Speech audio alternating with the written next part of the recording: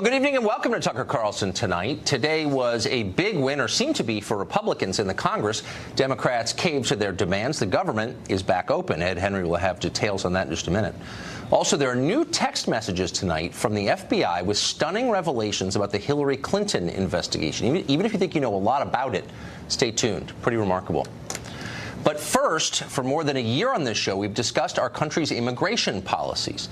Pretty much every night, we've asked supporters of open borders, how can you justify this? Do American citizens benefit from these policies or not? We still don't know. Finally, from MSNBC comes an answer.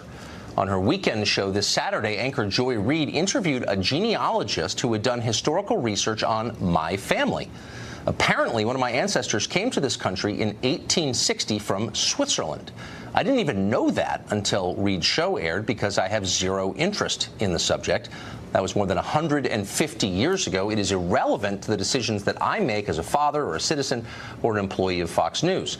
It tells us precisely nothing about our modern immigration policy. America's economy has changed quite a bit since the Civil War.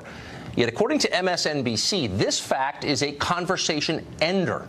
A single 19th century Swiss relative means you are now required to support green cards for everyone who jumps the borders or overstays a visa in 2018. Boom! Case closed! As Reid's guest put it, people in genealogical glass houses shouldn't throw stones, meaning me. Well, as is so often the case, it's hard to know exactly whether this was meant as a legitimate point of debate or whether it was part of an elaborate parody. Monty Python does DACA. But there's absolutely no doubt about the sincerity of what came next. Here's Joy Reid's response. She wasn't joking at all. Watch. Tucker's been one of the most sort of aggressive at putting forward what a lot of people have seen as a pretty blatantly white nationalist view of what immigration should be like. So Joy Reid is accusing us of racism. Let's pause for a moment and savor the irony of that. Reid's entire public career has been built on race baiting. Try to watch her show for 20 minutes and see for yourself. This is the woman who urged the Democratic Party to give up on white voters who voted for Obama and then Trump, saying their votes weren't worth fighting for. That was last August. In October, she suggested that White House Chief of Staff John Kelly was somehow a bigot because he grew up around Irish Catholics.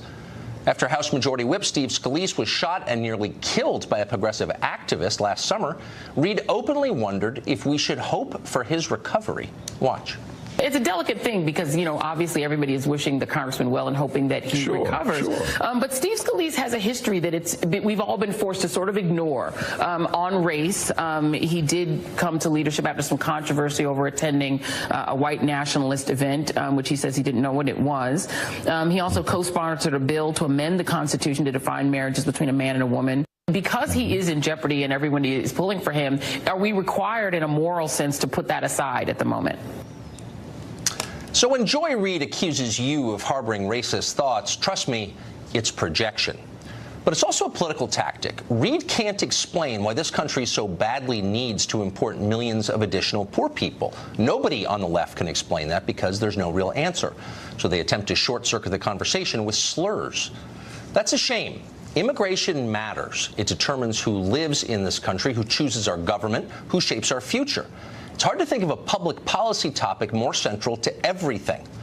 We've tried our best to discuss immigration reasonably and with civility. Most of the time we succeed, not all, but we try. We tried to make a rational case for what we think ought to be done. We'd like immigration policies that favor the American middle class over foreign countries, corporate elites, and lobbyists. We think that laws passed by our Congress ought to be respected and enforced, not mocked and ignored by our own leaders. We believe that America is an actual place, not just an abstract idea. It's a distinct country with its own history, language, tradition, values. Change, when it comes, ought to be thoughtful and incremental. We owe that to the people who already live here, people of all colors and backgrounds. We're suspicious of efforts to remake our society wholesale, especially just so a small group of tastemakers can feel virtuous or have cheaper nannies. Any change is hard. Demographic change especially is hard. Let's stop lying about that. It always hurts the weak and economically vulnerable first. Someone ought to be thinking about their interests, too. Those are our views. And they're not extreme, and we know that because we've seen the polling on the subject. A huge number of Americans agree with what we just said. If you don't believe it, look up the views of African American voters on illegal immigration. They are not what Joy Reid, to put it mildly. They know what the cost has been. Those who disagree with any of this are always welcome here. This is the only show on television that books guests every night who have a different view. We look hard for the smartest and most articulate people we can find. You can listen to both sides on this show, and you can make up your own mind. The organized left hates that. They no longer believe in debate. They believe in power, accumulating it, and most of all, in wielding it. Anyone who gets in their way gets shouted down, in this case, as a racist. That doesn't work anymore. What was once a devastating attack on a person's character is now just background noise. When everything is racist, from ice cream trucks to Dr. Seuss, nothing is. The term has been devalued by reckless overuse. And that's a shame because it still applies. There's still plenty of racism in America, maybe more now possibly than in generations. Americans are attacked openly for their race every day in print, on television, at public gatherings. People are punished for their race in hiring, in college admissions, in government and private contracting. The left supports all of this. It's central to their worldview. It's key to their political strategy, but it's totally wrong, and we plan to keep saying that. We still believe in what used to be the central premise of American liberalism. People ought to be judged on what they do, not on how they look, or who their parents were, or what their ancestors did. We don't believe in collective punishment or reward. We believe in the individual, and because we do, we think our immigration policy ought to be driven by what each individual can add to America. Nobody has the right to be admitted by lottery, or because they happen to be related to someone who's already here, or because they snuck in and it's too politically difficult to make them leave. That's what we think. Disagree with it? You are always welcome on this show. Mark Steyn is an author and columnist and the subject of many attacks online since his last appearance on the show, including, I think, on Joy Reid's program over the weekend. So we thought he'd invite him back and ask him for a response. How you doing, Mark? Hey, I'm doing great, Tucker. Fascinated to hear about your great-grandfather from Switzerland in 1860. It's interesting to me that actually one of the things I like about you, Tucker, one of the few things is that you don't, when you discuss immigration, you don't go on about your great-grandfather. And it's interesting to me that because most people say, oh well, you know, people attack immigration. My great-grandmother got off the boat at Ellis Island in 1979. And 6 weeks later, she was the third orphan on the right in the Broadway production of Annie, singing "The Sun Will Come Out Tomorrow," and that's the American dream right there. They either do that, or they say, well, you know, I've got a Venezuelan pool boy, and he's the hardest working chap I know. So what's the problem with immigration? And in fact, you're the only one, because you're one of the few people who doesn't discuss it in terms of your great-grandfather. MSNBC has hired somebody to find out who your great-grandfather is and hang him round your neck. And as you pointed out, this is completely preposterous. There were lots of things we needed in 1860. Your great-grandfather, buggy whips, the Transcontinental Railroad, oxen, and oddly enough, 160 years later, we need less of all those things, apparently, except immigration. This is absurd. Well, what's so interesting is how there's no real response other than to the personal. I mean, I know the temptation when you get upset about something to try and hang it on a person's personal hang-ups or his personality or his background or whatever, but you try to pull back and ask what principles are at stake here and ask obvious questions like, how does this help the Americans already here? I cannot I'm not just saying this, every night, I cannot get a real answer to that from anybody, ever. Not one. No. Well, it is this resistance to talking about it in public policy. I had something similar after I was on your show last week. There's all these people who are suddenly going online and pointing out that I'm Canadian. It was the first I'd heard of it. I was stunned. Who knew? Apparently, the MSNBC genealogist had been in touch with the Vital Statistics Office in the Dominion of Canada. I was stunned. The fact is, it's public policy. I go to Rosengård in Sweden, and what I see there, I think, is a tragedy for the Swedes, who'll be an ethnic minority in their own country by mid-century. I go to Molenbeek in my mother's country of Belgium, and I think that's a tragedy. And actually, just to save the MSNBC House genealogist a bit of time, I happen to be an Irish-Belgian Canadian, which is one of the smaller parades down Main Street every year. But in the scheme of things, there is very little difference between Irish Catholics and Irish Protestants. Yet that has caused tragic bloodshed in our lifetime. There is very little difference in the scheme of things between Francophone Quebecers, a half-hour north of me here in northern New England, and Anglophone Canadians. Yet 20 years ago, in the 1990s, a majority of Francophone Quebecers voted that they didn't want to be part of the same country as Canadians. And so putting aside race, small group differences can have huge consequences. And that's why I come back to a point I make a lot on your show, Tucker, that when you're talking about public policy, it's best to err on the side of prudence. And That's if we exactly can't, right. and the Democrats all the time are about how, as we've just established with Joy Reid, it's not that you can't talk about this subject, it's just that as Joy sees it, only certain people can talk. So she can say the Democrats should give up on white rural voters and just focus on black voters. Kirsten Powers, Democrat, can say on election night 2012 that this is about the browning of America. Bob Beckel on election night can talk, another Democrat can talk about the white vote. So what Joy and co are saying is that basically they can talk about it incessantly, but just that nobody else can. Yeah, I'd rather not play by those rules, and we're not going to. And neither are you, which is why we love you. Mark Stein, thank you. And it's not in good faith, Tucker, which is what your show, in fairness, is. Well, thanks. I appreciate that. Good to see you. Well, nationally, Democrats call anyone who disagrees with their immigration views a bigot. In California, they've gone way beyond that. California Attorney General Javier Becerra is threatening employers with prosecution if they collaborate with their own federal government in enforcing immigration law. Travis Allen is caught right in the middle of this. He's a California state assemblyman. Peter Kirstenau is a lawyer and serves on the U.S. Commission on Civil Rights and has spent a lot of time thinking about the question of immigration. They both join us tonight. Thanks a lot for coming on, both of you. Thanks, Tucker. So, Mr. Allen, to you first. Are we overstating it, or does it seem like one of those moments where the union begins to fall apart when your Attorney General says he's going to prosecute Californians for obeying federal law? That seems a big deal to me. This is a very big deal. I mean, this goes far beyond just legislators trying to make California a sanctuary state. Now you're looking at the Attorney General literally criminally trying to obstruct justice. He is instructing California business owners that if you try to comply with federal immigration law, you will be prosecuted under state law. He's crossed the line. This is now a criminal offense. Department of Justice needs to come. Sessions and Trump need to come to California, literally arrest, indict Javier Becerra for breaking federal law. Seems like maybe a bigger deal than a lot of other things we're worried about in Washington. Mr. Kirstenau, you got to kind of wonder who is being served by these policies. Harvard has kind of an amazing new study out on attitudes toward immigration, and it shows that African-American voters are among the most conservative on this. 85% of black voters polled by Harvard said you should not be allowed to come to the United States unless you are bringing skills or money with you. That's considered a fringe view in Washington.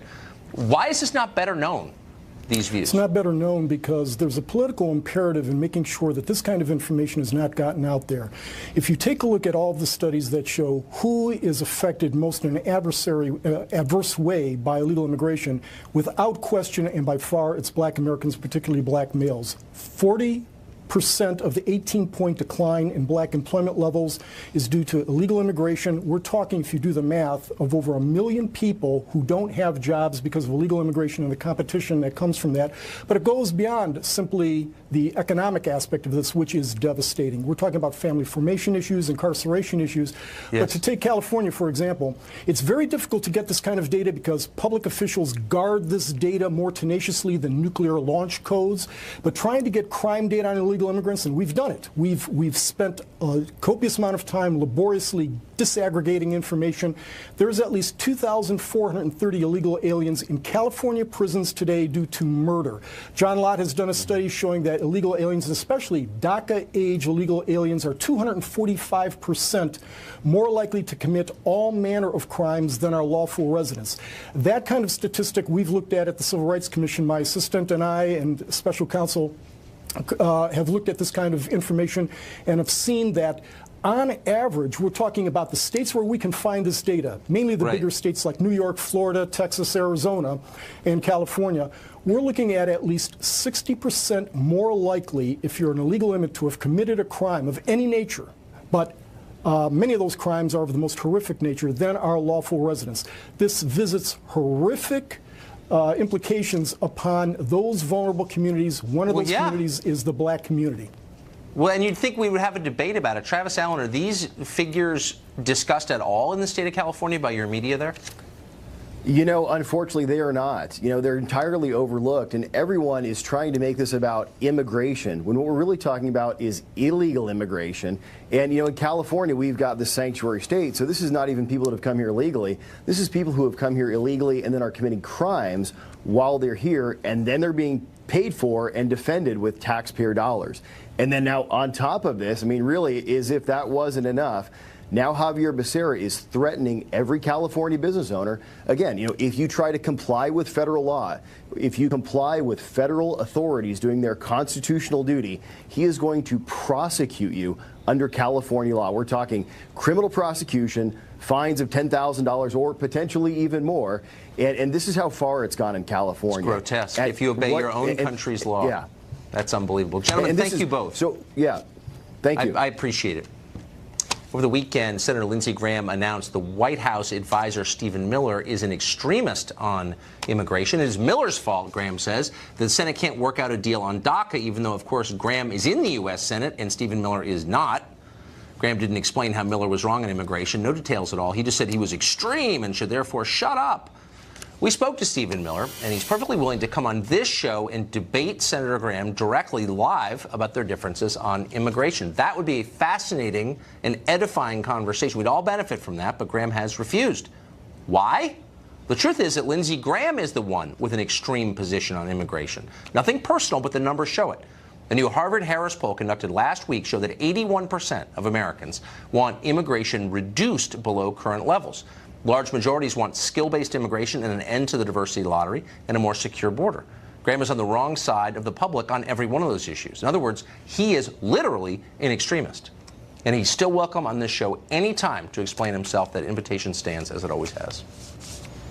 The government shutdown over DACA lasted fewer than 3 days. Congress finally worked out a deal to fund the government for a couple more weeks.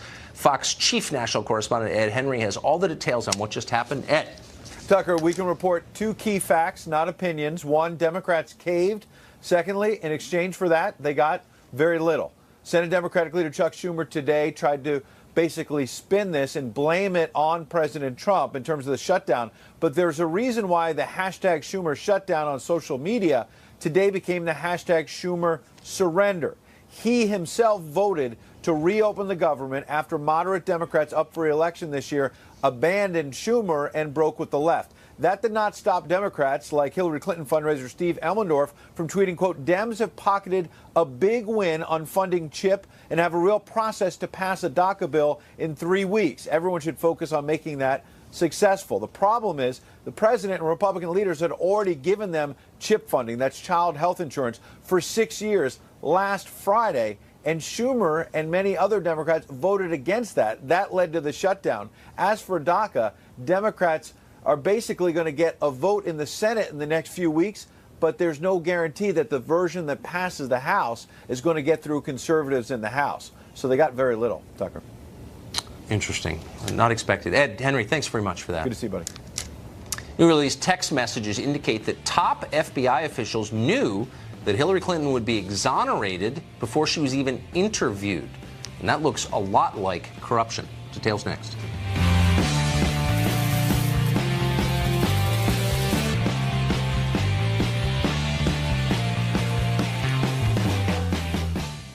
The FBI's handling of the Hillary Clinton email investigation is increasingly looking corrupt. Hate to say that, but that's where the evidence is showing us. Newly released text messages sent between agents Peter Strzok and Lisa Page, who were dating one another, suggest that the Bureau felt, quote, pressure to wrap up that investigation and exonerate Hillary Clinton even before they had interviewed her. We could learn more, but the FBI says it has lost thousands of messages, text messages, sent between Strzok and Page.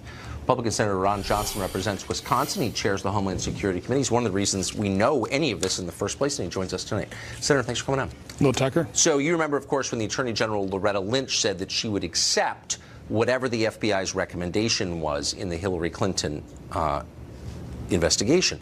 Now it looks from these texts that she'd already decided to exonerate Hillary Clinton. Well, she already knew that Comey was going to recommend exoneration. So how is that? I mean, that strikes me as the definition of corruption. Am I missing something? No, not at all. You know, what's making a lot of news is the 5 months of missing text messages, yes, which we'll continue to investigate ourselves. But, I mean, the fact that Loretta Lynch knew before she made the big announcement that, oh, you know, because of potential conflict of interest meeting Bill Clinton, I'm going to let James Comey decide that, you know, combined with all the editing of that memo that was the production of that thing began 2 months before they actually interviewed Secretary Clinton. That's a little bit of a problem. No, there's so many things that indicate a deep-seated corruption at the highest levels of the FBI. Now, again, I got to say that the vast majority of FBI folks are high integrity, and they're risking their lives to keep us safe. Sure. But at the upper level, what we're starting to uncover is just a level of corruption that needs further investigation. So Lisa Page, FBI employee, says Loretta Lynch knows no charges will be brought against Hillary Clinton. Wouldn't it be worth speaking to former Agent Page, or I guess Agent Page? I believe she still works. I think at the right point in time. We want to make sure we're going to try and recover those 5 months worth of email texts, because that's in a pretty crucial time between December of 2016 and May. Awful lot was going down in terms of the FBI investigation under the current administration. So they're just lost somehow. They're blaming the technology company. How often are people's tax liens just lost by the government? I mean, like, tax? No, if I owe the government money, they don't just sort of lose the paperwork for that, but somehow they lost this? I mean, I'm skeptical. If we lose them, we're in heap big trouble. Exactly. Okay, we better get a good tax attorney or just a good attorney in some way, shape, or form. They're not very forgiving if we lose evidence. When they lose it, it's just kind of, oh, you know, hey, we had a little technology blip here. You know, don't worry about it. Well, we're going to worry about it. We're going to keep digging. So the idea is that they had these texts in their possession and then they lost them somehow. Well, they were supposed to be preserved. They're saying they didn't preserve them. But the good news is, let's face it, in today's technology, texts go up to some server, some cloud. They're probably stored somewhere, which is why we'll probably be releasing, or we're going to be certainly looking at preservation record letters to some of these technology companies. Would it be possible to subpoena the cell phones on which they were written? Probably don't have to do that yet. Right now, we're just going to make sure they preserve the evidence, and then we'll ask for the information. And just in the sake, hopefully, I won't have to subpoena it. Yeah, hopefully you won't. In the sake of fairness, has the former Attorney General Lynch responded to this in any way? No, she has not responded. It'd be really interesting to see what she has to say. It'd be interesting to see what Director Comey has to say as well, because I think he testified somewhat variance to what these texts reveal as well. Amazing. Senator, thank you very much for this. Have a good night. Depressing story. The second annual Women's March took place over the weekend. It was supposed to promote women's rights. Of course, it degenerated into racial attacks on camera. That story's next. The second annual Women's March took place over the weekend, but already the event has turned into an opportunity for the left to push a racial and pretty radical agenda. Repeatedly, progressive used the platform offered by the march to denounce a whole group of women as a race. Watch. So white women, listen up. We've got to do better. We've got to do better. It is not up to women of color to save this country from itself. That's on all of us. So many of you in this audience have had a lifetime of activism. A lot of us, particularly us white women, have a lot of catching up to do. Hold other white folks accountable, especially those you're closest to. Rachel Campos-Duffy's a Fox contributor. She joins us tonight. What is that, Rachel? I can't stand it when people talk like that in public. I mean, that actually is the definition of divisive, I think. Why people didn't used to talk like that. What are they doing? Well, I think for the leaders of this march, the march is not about women. It's about politics. It's about power. Yeah. In the case of Cecile Richards, it's about money. And the message to women is, look, we've got all these black and brown people voting the way we want. Now you guys get in line too, which to me strikes me as the opposite of a pro-feminist, pro-woman message. Well, it definitely does. But why? I mean, look, I'm trying to be open-minded. I certainly support the right of people who disagree politically to march and to say what they think. I mean, I'm not a liberal, so I am actually for free speech. But it does. There is a kind of brittle tone to this that doesn't seem constructive. It seems just angry. What is that about?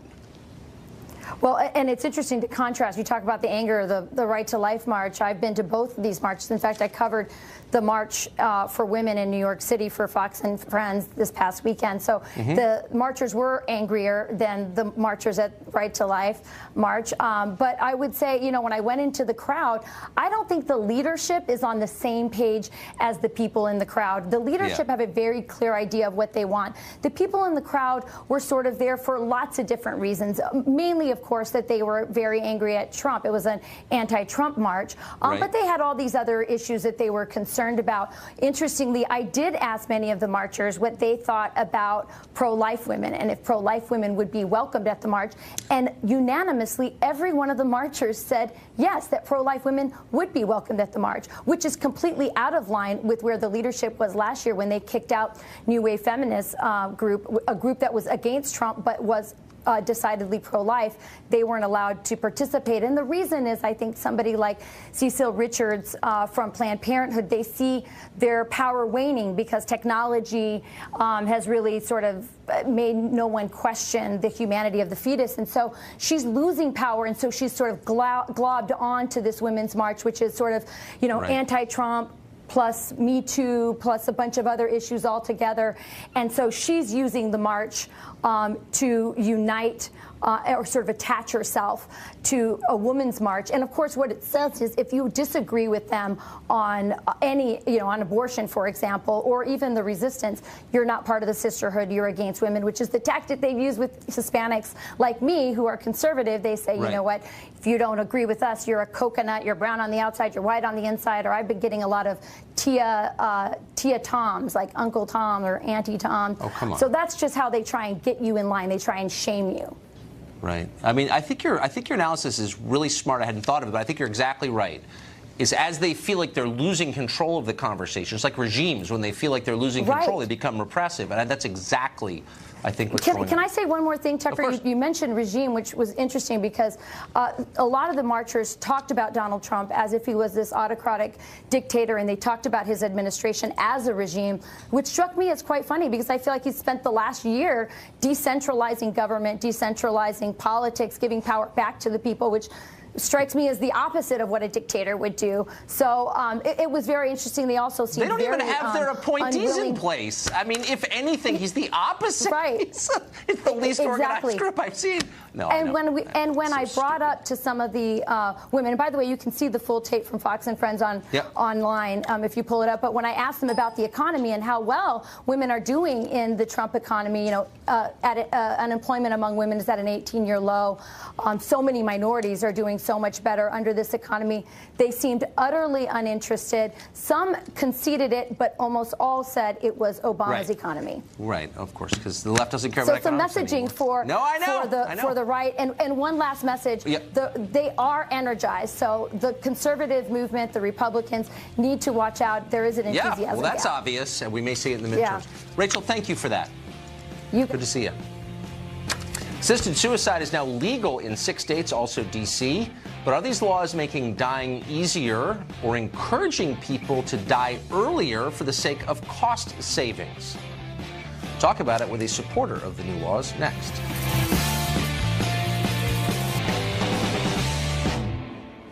Increasingly, Americans are being told that suicide is valid treatment for disease. 6 states, including California, have legalized assisted suicide. More states are considering it, and of course, many will pass it. Of course, patients can simply kill themselves rather than receive expensive medical care. Do we risk having the right to die become a duty to die? Are economic pressures going to play a role in this? Amy Peikoff is a talk show host, liberal, very smart, though. She supports assisted suicide. She joins us tonight for a conversation about it. Amy, thanks for coming on.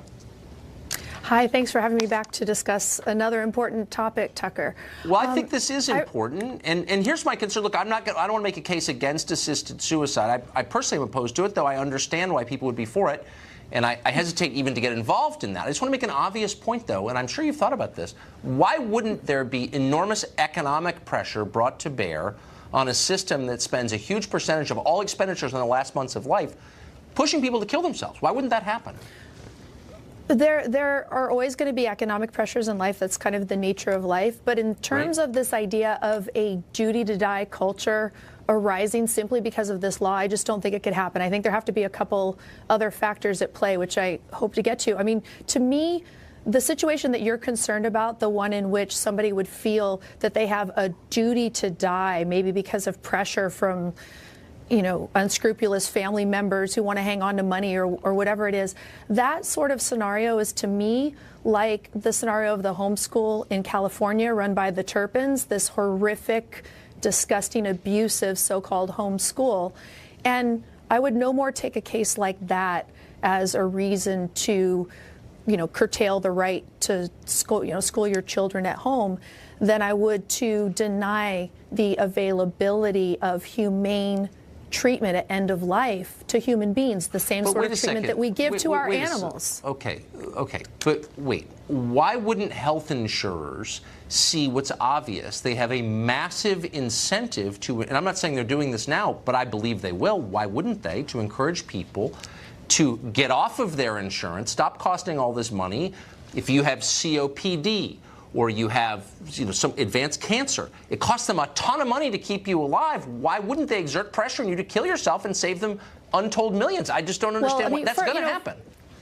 But first of all, you have to have safeguards in any law like this, right? So you're going to have to make sure that the person's making the decision voluntarily. It's not due to pressure from other people, that it's not due to a depression, right, where it's just depression talking, or whether, you also have to check and make sure that they have a real reason that they would want to die, that a rational person would say, given the suffering that I have before me, that's all I have, that I would want to do this. But let me tell you what I think is at play in terms of potentially creating a duty to die culture here. I think there's two things. One of them is the way that medicine's going right now. We have a large segment of our market is socialized already, socialized medicine, and I know you don't like socialized medicine. And in addition to that, there are other perverse incentives that are created because of government interference in the medical industry. It makes medicine more expensive, so it makes the economic pressures more likely. The second thing is the thing that has, I think, given rise to socialized medicine, and it's the place where you and I probably disagree. It's the altruist ethics in our culture. In our culture, it is almost universally upheld to be moral to sacrifice your interests to the interests of other people, to act out of duty. Exactly. And so if you see that you're going to be able to do your duty and sacrifice for, say, your family members and cost less money, or cost less money for society at large because of socialized medicine or whatever, by choosing to die earlier, then you might feel pressured into it. But the answer then is to reject socialized medicine and to reject the altruist morality. Because you come on, we're supposed to debate, and you make my case more crisply and in a more compelling way than I managed to. I think we're just going to clip the last minute and a half of you talking, and I should scare the crap out of anybody who's for physician-assisted suicide, because that's going to happen. You're right. We're not changing socialized medicine, and we're not changing human nature. We're going to get pressured to die. No, I think we are going to change socialized medicine. We are going to change human nature.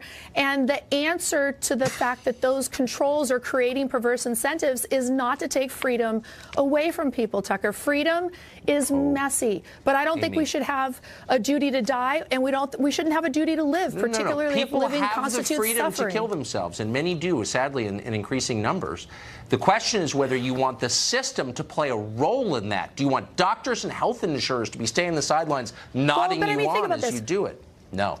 No rational doctor would want to help a patient end his or her life unless those safeguards that I talked about were there, right? Okay, we'll see. I'm sorry, we're out of time. That was interesting as always with you. Come back, Amy. Thank you. Thanks very much. Someone just called for Mike Rowe to be booted off television for his political views. Does he have them? We'll ask him next. Mike Rowe has spent his life championing ordinary people, and yet not everyone is appreciative. Rowe is narrating a new season of the Discovery Channel's How the Universe Works, One viewer says he's not fit for the job. Why? Well, on Facebook, that viewer argued that Roe is, quote, anti-education, science-doubting, ultra-right-wing conservative, and ought to be replaced by either a scientist or, maybe better, an actor. What's Mike Rowe's response to that? Well, he joins us in studio with that response. Hey, Mike, anti-science, huh? If only we could get an actor. Yeah, just someone kind of write down, someone with authority. Sure. Someone who pretends for a living. Yeah. So what was this about? Who is this person, by the way? I think her name was Rebecca, and she was one of the legions of Facebookers who just kind of cruise around and had an axe to grind. And you know how it works. Anybody can say anything to anybody nowadays. And I generally welcome criticism. In fact, I kind of crave it. It's fun to mix it up. But this woman actually really got my attention because she copied everybody, tagged everybody, including my bosses at the production company, my bosses at the network.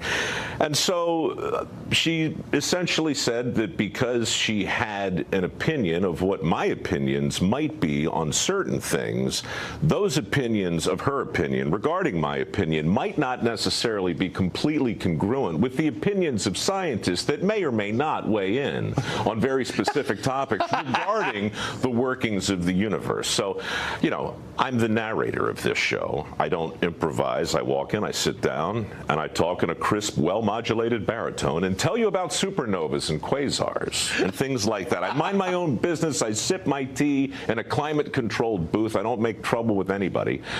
And you're not sneaking any political propaganda in between the scripts. It's the opposite of that. I take all opinion, nuance, and anything that could be remotely concerned with a real attitude out of my voice and just read somebody else's But you always do that. That's why this story was so interesting and revealing, I thought. I've watched you carefully for, I don't know, more than 15 years probably. That's not weird at all. Well, I've never, and I'm good at sniffing it out, I've never detected a political statement of any kind from you at all. You play it straighter than anyone I've ever seen. Thanks.